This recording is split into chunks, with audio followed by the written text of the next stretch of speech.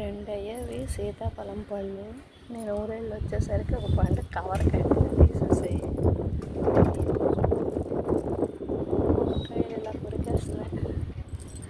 ఈ చిన్న గార్డెన్కి మనం కాపలా కాయలేకపోతున్నాము. అందుకే వ్యవసాయం చాలా కష్టం అంటారు.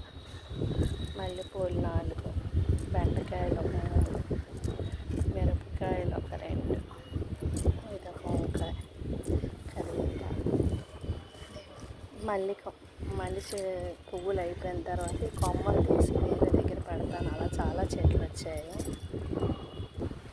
కరివేపాకు చెట్టు ఇలా కట్ చేస్తుంటే ఇలా వస్తుంది. అలా పువ్వులు అయిపోయిన తర్వాత పెట్టిన కొమ్మ ఇది. అంటే చాలా పెడుతుంటాను, కొన్ని వస్తాయి కొన్ని రావు. బాగానే వచ్చింది ఇది. Okay, thank you.